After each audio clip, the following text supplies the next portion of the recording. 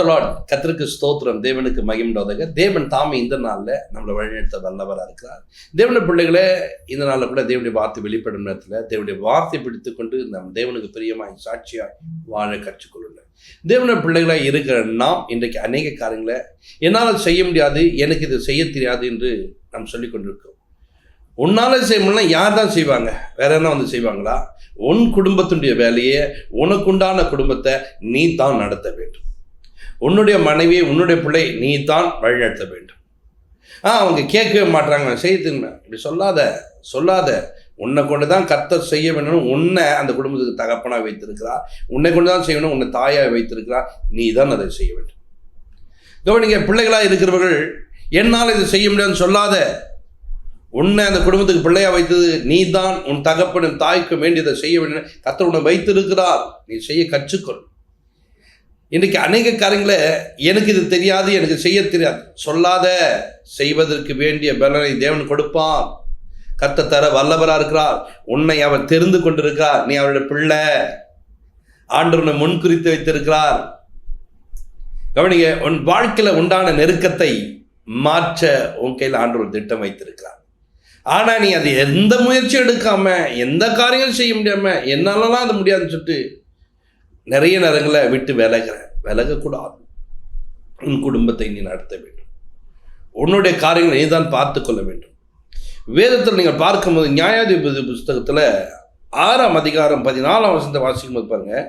அப்பொழுது கர்த்தர் அவனை நோக்கி பார்த்து, உனக்கு இருக்கிற இந்த பலத்தோடே போ, நீ இஸ்ரவேலை மீதியாரியின் கைக்கு நீங்களாக்கி ரட்சிப்பாய், உன்னை அனுப்புகிறவர் நான் அல்லவா என்றார். என்ன சொல்றாரு சொன்னா, உனக்கு இருக்கக்கூடிய பலத்தோடு போ. அவர் சொன்னாரா நான் உனக்கு பலனை தருவேன்னு சொன்னாரா? உனக்கு ஒரு பலன் இருக்கு, அந்த பலத்தோடு நீ போ. நீ பலத்தோடு போனா மீதியானரை நீ என்ன பண்ண? நீங்களாக்கி அப்படி என்ன பண்ணுவ? ஆண்டோடைய பிள்ளைகளை நீ மீட்டெடுத்து கொண்டு வர முடியும். இந்த மீதியானர்லாம் நீ பெரிய டீமாக பார்த்துருக்க, பெரிய காரியமாக பார்த்துருக்க, அவங்களாம் ஈஸியாக அவனால் ஜெயிக்க முடியும் என்று கர்த்தர் கற்றுக் கொடுக்குறேன். நான் இப்போது அன்றைக்கு அவர்களை பார்த்தார்கள், இன்றைக்கு நீ எதை பார்த்து கொண்டிருக்கிறாய்? உன் குடும்பத்தில் நீ எதை பார்த்து கொண்டிருக்க? உன் வேலை ஸ்தலங்களை எதை பார்த்து கொண்டிருக்க? எது உனக்கு பிரச்சனையாக தெரியுதோ அந்த பிரச்சனைக்கு நடுவில் நீ கடந்து போவதற்கு தேவன் வேண்டிய பலனை கொடுத்துருக்கிறான். நீ நினைக்கிற எனக்கு மாத்திரம் ஏங்க அவ்வளோ பிரச்சனை? உனக்கு அந்த பலன் இருக்குதுங்க, அதனால தாங்க உன்னை தேடி வருது. நீங்கள் கடைக்கு அனுப்பும்போது கூட உங்கள் வீட்டில் 4 பிள்ளைங்க, 4 பேர்கிட்டையும் நீங்கள் வேலை சொல்ல மாட்டீங்க. எந்த பிள்ளை செய்வாங்களோ அந்த பிள்ளைகிட்ட சொல்லுங்க, அப்பா நீ போயிட்டு வாப்பா அப்படின்னு. அவன் பாப்பா என்ன மாத்திரம் வேலை வாங்குறிய, உன்னை மாத்திரம் வேணாம், உன்னால தான் அது செய்ய முடியும்னு சொல்லிட்டு உன் தாய் இறந்துருக்கிறார்கள், உன் தகப்பன் அதை இறந்துருக்கிறாங்க. ஆனால் நீயும் என்ன பண்ணுற? என்னால் செய்ய முடியாது, போ, நான் போக மாட்டேன், எனக்கு கால் வலிக்குது, போ, என்னால் முடியல, போ. அங்கே பாருங்க, தேவன் இந்த கிதியோனை பார்த்து சொல்றாரு, உனக்கு இருக்கக்கூடிய பலத்தோடு போ.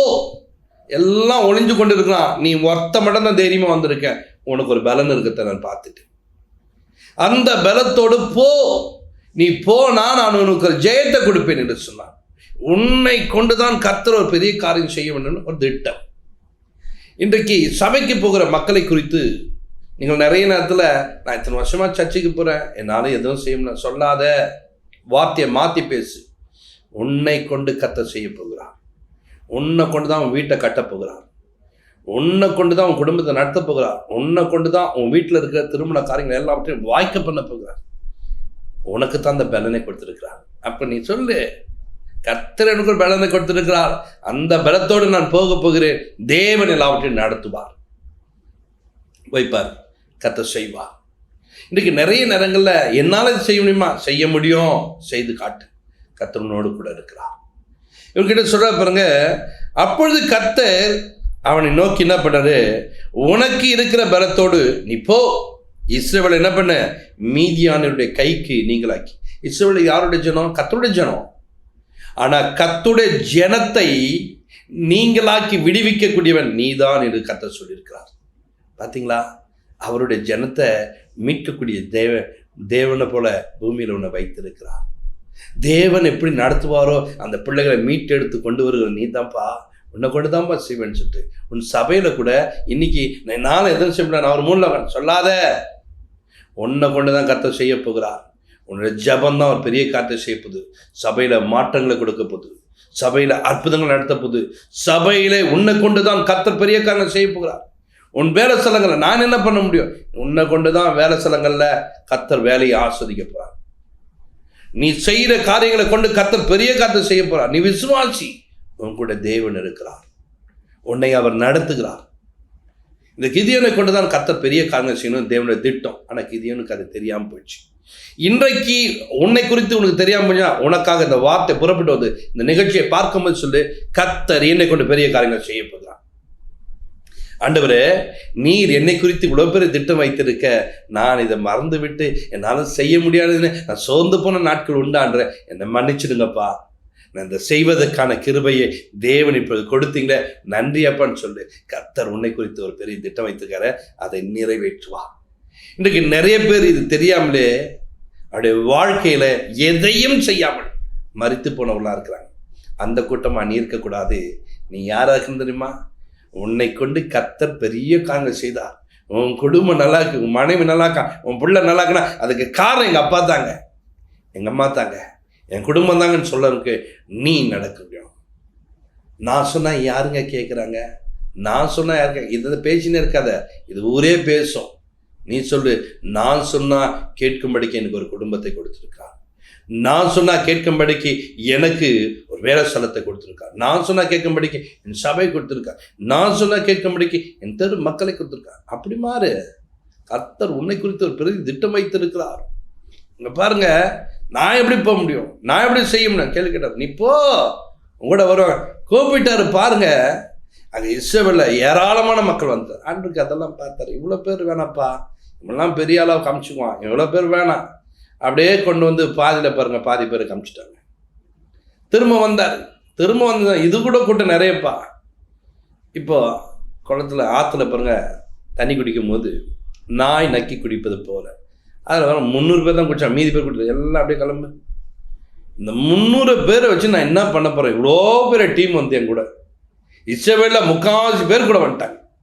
அவ்வளோ பேர் எனக்கு தேவையில்லப்பா, நான் உன்னை கொண்டு செய்ப்பேன். உனக்கு ஒரு பலன் இருக்குது, அதை கொண்டு தான் செய்ய போகிறேன். என்ன பலனு? ஒன்றும் இல்லைங்க, ஒரு பானை எடுத்து வச்சுக்கோ, தீவெட்டியை பிடிச்சிக்கோ, டமன் படம் தூக்கி பிடிச்சாங்க, முடிஞ்சு போச்சு கதை. பாருங்க, இந்த பலன் உங்ககிட்ட இருக்காதா? ஆண்டுக்கு உன்னை குறித்து ஒரு பெரிய திட்டம் வைத்திருக்கிறார். அவர் பெரிய காரியங்கள் செய்ய போகிறார். போவதுக்கு முன்பாக அங்கே இருக்கவங்களாம் பேசுகிறான், இந்த கிதியோனுடைய பட்டயம் வருது, நாம் எல்லாம் ஒன்றெல்லாம் போகிறோம், இந்த கூடாலாம் ஒன்றெல்லாம் போகுதுன்னு யோசிக்கலாம். கர்த்தர் பார்த்தீங்களா எப்படி வெளிப்படுத்திருக்கிறாரு, எப்படி நடத்திருக்கா பார்த்தியா, எப்படி சொப்பனத்தை கொடுத்துருக்கா பார்த்தியா. உன்னை குறித்து பெரிய திட்டத்தை கர்த்தர் வச்சுருக்கா. உன்னை பார்த்து நிறைய பேர் பயப்படுறான். உனக்கு தான் தெரியாமல் போயிடுச்சு. என்னை யாருமே மதிக்க மாட்டாங்க. மதிக்கலைங்க, நீ வந்த அந்த இடத்துல அவனை காலி பண்ணுவான்னு அவனுக்கு தெரியும். நீ போய் நின்னா அங்கே உயர்ந்துருவன்னு தெரியும். அதனால தான் உன்னை பார்த்து அவன் பயப்படுறான். உன்னை பார்த்து பயப்படுறதுக்கான காரணம் அதுதான். ஆனால் நீ நினச்சிருக்க, என்னை எல்லாரும் ஒதுக்கிட்டாங்க, என்னை ஓரங்கட்ட, நான் ஒன்றுத்துக்கும் பிரயோஜனம், உன்னை வச்சு தாங்க பெரிய திட்டமே இருக்குது. இன்னைக்கு எழும்பிப்பார், கர்த்தர் உன்னை குறித்து ஒரு பெரிய திட்டம் வைத்திருக்கிறார்.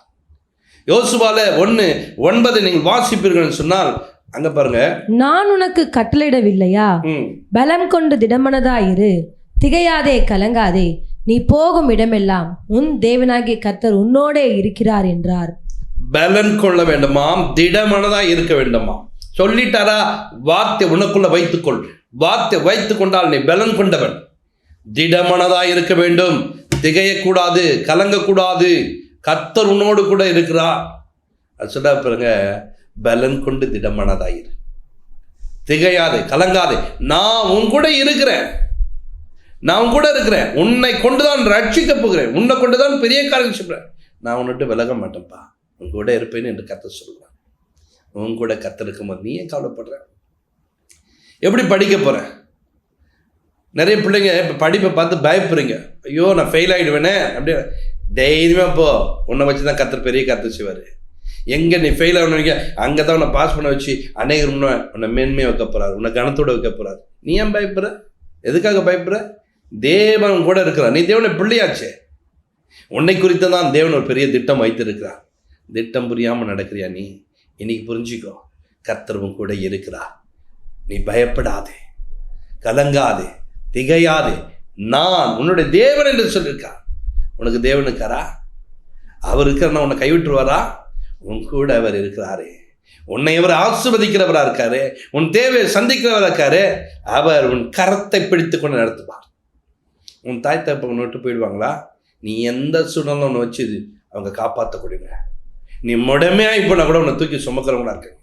அப்படியாப்பட்ட உலக மனிதர்களாக இருக்கிற தாய் தகப்பன்னு இந்த அளவுக்குன்னா உன் தேவன் உன்னை அவருடைய சாயலம் அவருடைய ரூபமாக உன்னை உருவாக்கி வச்சிருக்க. உன்னை கைவிட்டுருவாரா? உன்னை குறித்து பெரிய திட்டம் வைத்திருக்கிறார். அவருடைய பிள்ளையா இருக்கிற நீ சோர்ந்து போகாதே, சோர்ந்து போகாதே. என் தேவன் என்னோடு கூட இருக்கிறார். இந்த ஆண்டில் கர்த்தர் ஒரு பெரிய காரியங்களை செய்வார். அவர் என்னோடு கூட இருப்பதனால நான் பெரிய ஜெயத்தை எடுப்பேன். தோல்வி எனக்கு இல்லவே இல்லை. தேவன் எனக்கு உயர்வை கட்டளையிட்டு இருக்கிறார். நான் நினச்சிருக்கேன் தோத்து போயிடுவேன், தோல்வி தான் எனக்கு நினச்சினேன். இல்லைங்க, வேதம் சொல்லுது நீ ஜெயிக்க கூடியவன், நீ ஜெயிக்க பிறந்தவன். உன்னை குறித்து பெரிய திட்டம் வைத்திருக்கார். இன்றைக்கு இந்த நிகழ்ச்சியை பார்த்து கொண்டிருக்காதுங்க. தோல்வின்னு இத்தனை வருடம் இருந்தாலும், இத்தனை மாதங்கள் இருந்தாலும், இப்போ நீ தெரிஞ்சுக்கோ, உனக்கு ஜெயத்தை கர்த்தர் வச்சிருக்கார். நமக்கு ஜெயம் கொடுக்கிற தேவன் ஒருவர் இருக்கிறார். அவருக்கு ஸ்தோத்திரம் பண்ணு. கவனிங்க, தேவன் நமக்கு உதவி செய்கிறவர். நம்ம மேல ஒருத்தர் அன்பு கொண்டார். அவராலே நாம் ஜெயம் கொள்ள முடியும். அவராலே நாம் ஜெயிக்க முடியும். அவர் நமக்கு அற்புதங்களை செய்கிறவர். அவர் நமக்கு விடுதலை கொடுக்கிறவர். அவர் ஒரு மாற்றத்தை கொடுக்கிறவர். 1 சாமுவேல் எடுத்துக்கொள்ளுங்கள் 12ஆம் அதிகாரத்துல 11ஆம் வசனத்தை வாசிங்க. அப்பொழுது கர்த்தர் யெருபாகாலையும் பேதானையும் யெப்தாவையும் சாமுவேலையும் அனுப்பி நீங்கள் பயமில்லாமல் குடியிருக்கும்படிக்கு சுற்றிலும் இருந்த உங்கள் சத்துருக்களின் கைக்கும் உங்களை நீங்களாக்கி ரட்சித்தார். யார் சேர்த்து? உன் கூட இருக்கிற தெய்வம், உன்னை நேசிக்கிற ஒரு தேவன் சொல்றாரு. அவரு சுற்றிலும் இருக்கிற ஒரு சத்துருக்கு முன்பாக கர்த்தர் உன்னை நீங்களாக்கி ரட்சிப்பார். வீட்டை சுத்திலும் பிரச்சனைங்க, வீட்டை சுத்தில எனக்கு பிரச்சனைங்க, வீட்டை சுத்தில எனக்கு விரோதமாக எழுப்பிட்டாங்க. எத்தனை பேர் தான் நீ ஏன் கவலைப்படுற? உன்னை சுற்றிலும் தேவன் இருக்கிறார். உனக்கு அக்கினி மதிலாய் இருக்கிறார். அவர் உன்னை நடத்துகிறார். அவர் உனக்கு துணையா இருப்பார். அவர் உன் தேவையை சந்திக்கிறவராக. நீ கவலைப்படாத. உன் தேவன் உன்னை ஆசீர்வதிக்க, உன் தேவன் உன்னை உயர்த்த, உன் தேவன் உன்னை வாழ வைக்க அவர் வல்லவரா இருக்கிறாரே. என்றைக்கும் ஆண்டோட சமூகத்தில் காத்திருக்கு ஜனமே. பயப்படாத, கலங்காதே, திகையாதே. தேவனோடு கூட இருக்கா. அவர் தான் உன்னை பார்த்து சொல்றா, உனக்கு இருக்கிற பலத்தோடு போ. உனக்குள்ள ஒரு பலன் இருக்கு பாருங்க, அந்த பலத்தோடு நீ போ. உன்னை அனுப்புகிறவர் நான் அல்லவா? அனுப்புறாருன்னு சொன்னா அவர் கரெக்டா இத்தனை மனிதர் இருந்தாலும் உன்னை தேடி கண்டுபிடிச்சு உன்னை ரட்சித்துருக்கான்னு சொன்னா சும்மா ரட்சித்துட்டாரா? உன்னை ஒரு பெரிய திட்டத்துக்காக தெரிந்து கொண்டு இருக்கிறார். நீயும் அந்த திட்டம் புரியாம பாருங்க, எனக்கு அழகு இல்லை, அறிவு இல்லை, எனக்கு ஒன்றும் இல்லை, இப்படியே சொல்லியிருந்தா வேலை. தெரியுமே, எல்லாருக்குமே தெரியுமே, உனக்கு அழகு இல்லை, அறிவு இல்லை, படிப்பு இல்லை, எந்த வசதியும் இல்லை. ஆனாலும் உன்னை தெரிந்து கொண்டா உனக்கு ஒரு பலன் இருக்கிறது. அந்த பலத்தை கொண்டு தான் படிக்க உட்காந்து ஐயோ நான் படிச்சுட்டேன் போனப்ப உனக்கு பலனுக்கு இன்னைக்கும் கர்த்தர் உனக்கு ஜீவனை கொடுத்துருக்கிறார். இன்னைக்கும் கர்த்தர் உனக்கு பலனை கொடுத்துருக்கார். இன்றைக்கும் கர்த்தர் உனக்கு சுகத்தை கொடுத்துருக்கிறார். உயிரோடு இருக்க வைத்திருக்கிறார். நீ பலன் உள்ளவன். நீ படுத்துக்கொண்டே ஜபித்தா கர்த்தர் உனக்காக பெரிய காட்சிவார். நீ படுத்துக்கொண்டு ஜபிக்கும் போது கர்த்தர் உன்னை கொண்டு அநேகரை ரட்சிப்பார். தேசத்துல ஒரு பெரிய மாற்றத்தை உன்னை கொண்டு வருவார். அவ்வளோ நல்ல தெய்வம் கூட இருக்கார். நீ சாதாரண ஆள் இல்லை. நான் முடமாயிட்டேங்க, என் கை கால்கள் இப்படி ஆயிடுச்சுங்க, உன் வாய் இருக்குதுங்க, உனக்குள்ள ஒரு பெரிய பலனை கர்த்தர் வைத்திருக்கா. நீ வாயை திறந்து சொன்னா போதும், அது அப்படியே நடக்கும். கர்த்தர் அப்படியே செய்யக்கூடியவர். உன்னை குறித்து கர்த்தர் ஒரு திட்டம் வைத்திருக்கா. உன்னை குறித்து கர்த்தர் ஒரு பெரிய காட்சிவா. இன்றைக்கும் இயேசு கிறிஸ்து நாமத்தினாலே தேவன் எனக்கு பலனை கொடுத்திருக்கிறார். அந்த பலத்தினாலே நான் ஜெயம் எடுப்பேன் என்று தேவ பிள்ளைகள் காத்திருங்க. கர்த்தர் உங்களை ஆசீர்வதிப்பார். பரலோக பிதாவே, நமக்கு நாங்கள் நன்றி செலுத்துகிறோம். உம்முடைய பிள்ளைகள் ஆண்டவரே, இன்றைக்கும் பலவீனம் என்னால் எதுவும் செய்ய முடியல என்று நினைக்கிற ஒவ்வொரு பிள்ளைகளுக்கும் உனக்கு இருக்கிற பலத்தோடு போ, உன்னை அனுப்பினவர் நான் அல்லவா என்று சொன்னீங்களே. உம்முடைய வசனத்தை பிடித்துக்கொண்டு, உம்முடைய வார்த்தை பிடித்துக்கொண்டு அவள் ஓடுவதற்கு வேண்டிய கிருபையை தார், பலத்தை தார், ஆசீர்வதி. அற்புதமாய் கர்த்தர் நடத்தும். அன்றே இவருடைய தேவைகளை தேவன் தாமே சந்தித்து குறைவுகளை மாற்றி நிறைவை தேவன் கட்டளையிட்டதுக்காக நன்றி செலுத்துகிறோம். ஆளுகை செய்யும் இயேசு கிறிஸ்துவமாய் ஜெபத்திற்கு நல்ல பிதாவே, ஆமென்.